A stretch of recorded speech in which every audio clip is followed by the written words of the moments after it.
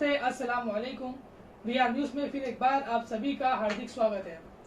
आज फिर एक बार हमारे साथ मौजूद है एम पॉलिटिकल पार्टी के founder cum national president mister Mohammad Naeem Shaikh sir. और आज का हमारा एपिसोड का टॉपिक है journalist can not be arrested just for criticising the government. इस बारे में नईम सर के क्या विचार है, आइए उनसे बात करके जानते हैं। कैसे हो दोस्तों? करते हैं मेरी खामियों का तस्करा कुछ इस तरह, करते हैं मेरी खामियों का तस्करा इस तरह, लोग अपने आमाल में फरिश्तों हो जैसे हैं। According two times of India dated 4 June Friday 2021, उसमें एक आर्टिकल आया था पेज नंबर 1 और 12 में, जिसमें ये बताया गया है कि सुप्रीम कोर्ट ने एक तारीखी फैसला सुनाया कि कोई भी जर्नलिस्ट को सेडिशन चार्जेस के तहत गिरफ्तार नहीं कर सकते अगर उसने गवर्नमेंट या एस्टेब्लिशमेंट को क्रिटिसाइज किया है उनकी पॉलिसीज की वजह से। और इस जर्नलिस्ट के क्रिटिसाइज करने से कोई वायलेंस नहीं होता है हुकूमत के खिलाफ, या कोई कम्युनिटीज के बीच में कोई नफरत पैदा नहीं होती है। तो इस सुप्रीम कोर्ट के ऑर्डर के तहत अब जर्नलिस्ट को एक फ्रीडम मिला है, उसको अपनी स्पीच, अपने ख्याल जाहिर करने का एक फ्रीडम मिला है, और अब उनके खिलाफ कोई भी सेडिशन चार्जेस पुलिस डिपार्टमेंट में रजिस्टर्ड नहीं होगा। नईम सर, कौन से सेडिशन के चार्जेस के बिहाफ पे सुप्रीम कोर्ट ने ये ऑर्डर पास किए हैं?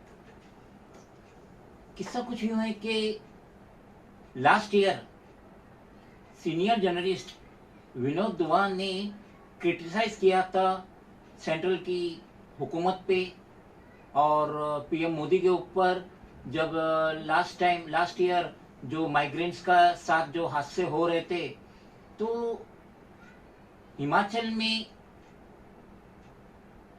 विनोद दुआ के खिलाफ एफआईआर रजिस्टर्ड हुआ था सेडिशन चार्जेस के तहत। विनोद दुआ उसको सुप्रीम कोर्ट केस को लेके गए और ये इसको क्वेश्चन कराना चाहते थे।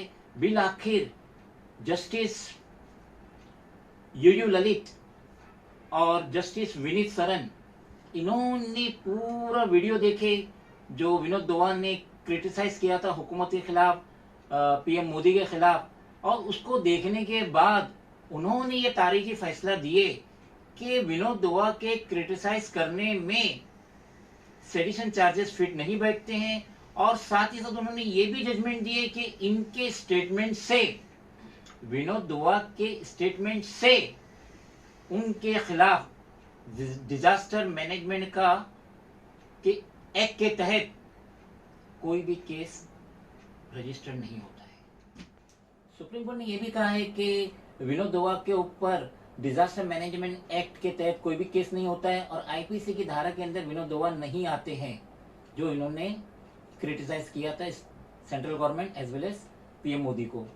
मगर सीनियर जर्नलिस्ट विनोद दुआ ने जो एपेक्स कोर्ट से रिक्वेस्ट की थी कि जो मेडिकल प्रैक्टिशनर के ऊपर जो केस चल रहा है उनको अरेस्ट ना किया जाए जब तक कि उनकी प्रॉपर इंक्वायरी ना हो जाती है, अलबत्ता कोर्ट ने इस रिक्वेस्ट को टर्न डाउन कर दिया और विनोद दुआ की रिक्वेस्ट को सुप्रीम कोर्ट ने एक्सेप्ट नहीं किया। विनोद दुआ ने सुप्रीम कोर्ट से ये भी गुहार लगाई थी through his senior advocate Vikas Singh कि आप Supreme Court state government as well as central government को हिदायत दे के वो एक कमेटी बनाए जिसके तहत जो जर्नलिस्ट है जिनके ऊपर एफआईआर हुई है और जिनको 10 साल का एक्सपीरियंस है जर्नलिज्म का, तो उनकी प्रॉपर एक कमेटी प्रॉपर इन्वेस्टिगेशन करे कि इनको जो इनके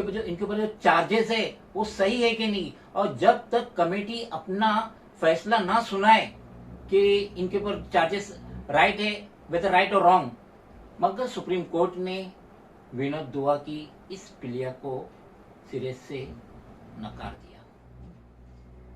117 पेज का जो जजमेंट दिए जस्टिस यू ललित, उन्होंने 60 साल पुराना जो केस है उसको रिफर किए, जहां पे पांच जजों की बेंच ने एक जजमेंट दिए थे केदारनाथ सिंह केस के मुतालिक। उसमें ये बताया गया था कि सिटीजन को फुल राइट है गवर्नमेंट को क्रिटिसाइज करने का, और पुलिस अंडर सेक्शन 124A के तहत, सेडिशन के तहत सिटीजन पे FIR रजिस्टर्ड नहीं कर सकती। नहीं सर, कॉन्स्टिट्यूशन ऑफ इंडिया में हर सिटीजन को, हर भारतीय नागरिक को ये राइट है कि उसके पास फ्रीडम ऑफ स्पीच है, वो अपनी राय, अपनी विचारधारा वो व्यक्त कर सकता है। लेकिन हर बार गवर्नमेंट या जो बड़े बड़े ऑफिसर्स है वो उनकी आवाज़ कहीं ना कहीं से रोक देते हैं। तो इस बारे में आपका क्या कहना है आपकी पार्टी की तरफ से? इन शॉर्ट, मीडिया वाहिद जरिया है गवर्नमेंट से सवाल उठाने का। आम शहरी, आम सिटीजन ये नहीं कर सकता, वैसे वो मसरूफियात में रहता है और इतनी उसके पास टाइम भी नहीं रहता है और हिम्मत भी नहीं रहती। मगर मीडिया ही एक सिंगल वे है कि वो क्रिटिसाइज कर सकती है गवर्नमेंट को, गवर्नमेंट की पॉलिसी के तहत।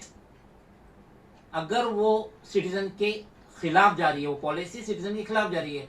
अफसोस की बात है, नाउअडेज गोदी मीडिया तो टोटल बिक चुका है, और जो सोशल मीडिया थे जो अपनी आवाज बुलंद कर रहे थे, सिटीजन की आवाज बुलंद कर रहे थे अपने चैनल के तहत, तो हुकूमत ये चाह रही थी कि उनकी भी आवाज को दबा दिया जाए। जैसे कि विनोद दुआ का केस हुआ है, स्पीच दिल्ली में हुई है, FIR रजिस्टर्ड हुई हिमाचल में।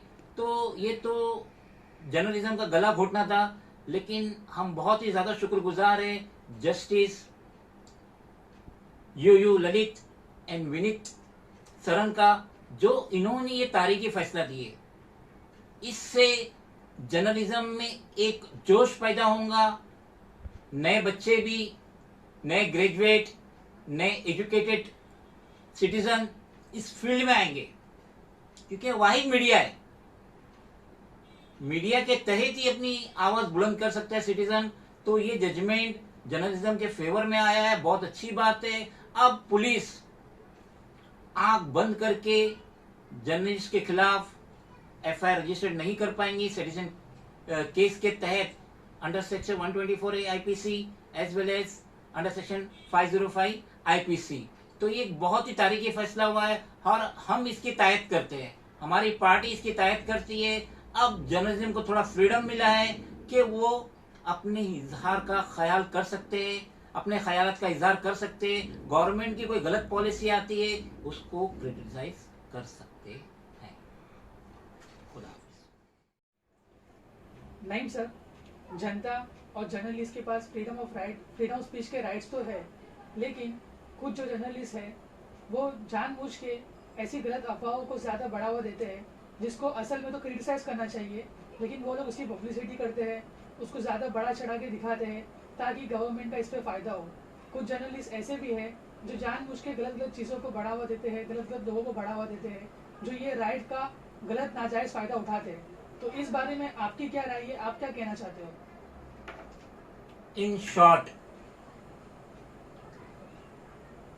आज के दौर में जितने भी टीवी चैनल है, जितने भी जर्नलिस्ट है, most of them have been sold out in the hands of central government, NDA government, PM Modi government. इसकी वजह से क्या हो रहा है, ये जो पब्लिक के इश्यू है, जो पब्लिक की आवाज उठाना चाहिए वो ना उठाते हुए सिर्फ वो सेंट्रल गवर्नमेंट की तारीफ करते जा रही है।